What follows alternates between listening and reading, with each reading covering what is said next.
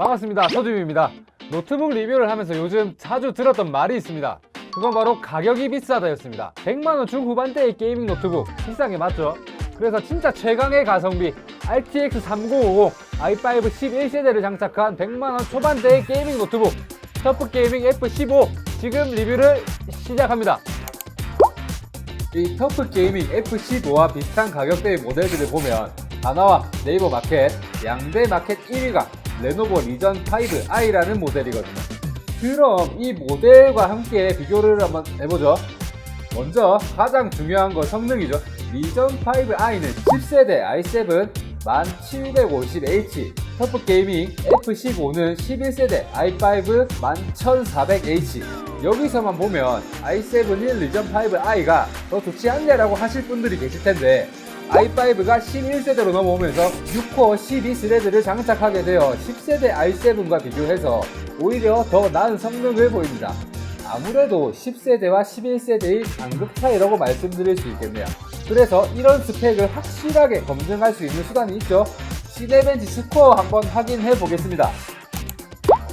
시네벤치 점수에서 리전 5i는 멀티 점수 7618점, 싱글 점수 1107점이 나왔고 터프 F15는 멀티 점수 1036점, 싱글 점수 1460점이 나왔습니다. 이 점수만 봐도 느낌 오시죠? i7 10세대와 i5 11세대의 차이를 느끼실 수 있을 겁니다.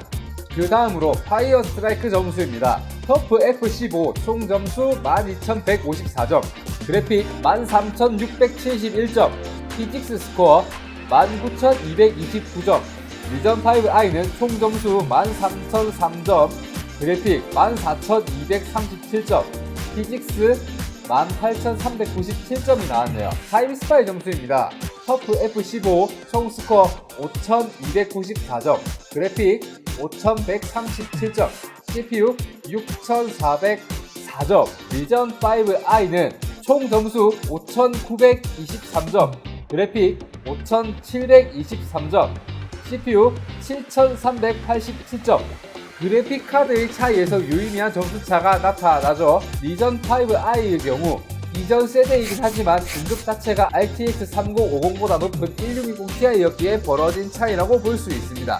램은 터프 F15는 16기가, 리전 5i는 8기가로 기본 구성되어 있고 두 제품 모두 2개의 슬롯, 최대 32기가까지 지원합니다.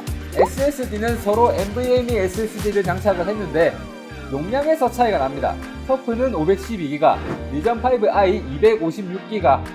아무래도 전체적인 단가를 낮추기 위해 최소한의 SSD와 램을 장착한 게 아닌가 싶은데요. 256기가는 정말 작은 용량이기 때문에 업그레이드는 필수로 보입니다. 그런데 136만원이나 되어버리네요. 이러면 가성비라는 말을 하기가 좀 애매한데 말이죠. 무게는 2.3kg으로 동일하고 크기는 미세하게나마 리전 5i가 전체적으로 넓은데 엄청 큰 차이는 또 아니네요. 보존기간은 1년으로 갔습니다. 자, 스펙을 잠깐 비교해봤는데 리전 5i는 마켓에 올라온 그 가격 그대로 사서 쓰기엔 SSD, 램이 좀 부족하고 추가 업그레이드가 반필수라고 할 수 있습니다. 그에 반해 이 터프는 지금 이대로 쓰기에 전혀 무리 없는 스펙이라고 할 수 있죠. 가격도 훨씬 착합니다. 이걸로 배틀그라운드를 해보면 평균 100프레임을 넘기는 걸 볼 수 있습니다.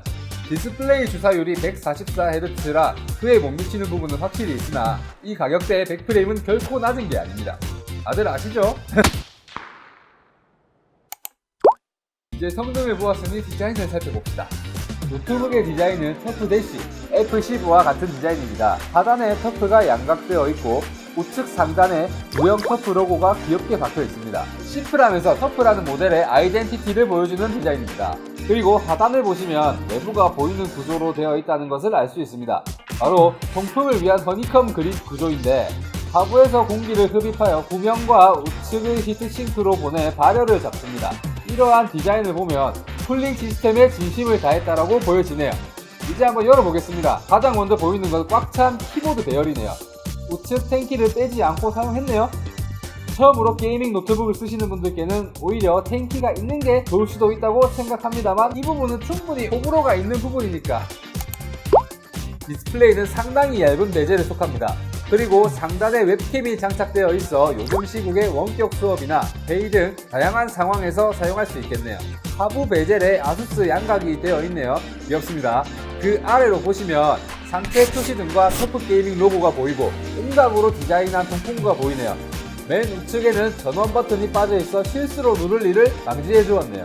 그리고 꽤 재미있는 배열인데 여태 아수스 노트북을 리뷰하면서 펑션 키들은 좌측 상단에 나란히 모여 있었습니다. 그런데 이번에는 F1부터 F12까지 FN 키를 조합하게끔 되어 있습니다. 보다 깔끔한 키보드 배열을 위해 이런 디자인을 선택하게 된 느낌입니다. 그리고 여기 썬더볼트 4가 장착되어 있다고 어필하고 있죠. 이건 조금 이따가 설명할게요. 스페이스바 이거 보이십니까? 실제로 스페이스바를 누르는 손가락이 왼손이다 보니 쉽게 누를 수 있는 디자인으로 되어 있는 점, 확실히 디자인에 신경을 쓴 게 보입니다. 터치패드 사이즈는 딱 보통 사이즈인데 좌우 클릭이 가능한 패드가 추가로 있고 그렇다고 해서 터치패드에서 안 되진 않습니다. 이제 디스플레이를 볼 건데요.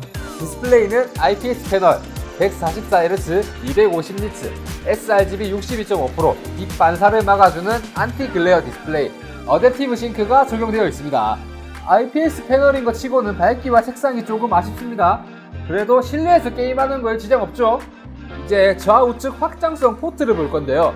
먼저 우측을 보시면 딱 두 개의 포트만 있습니다.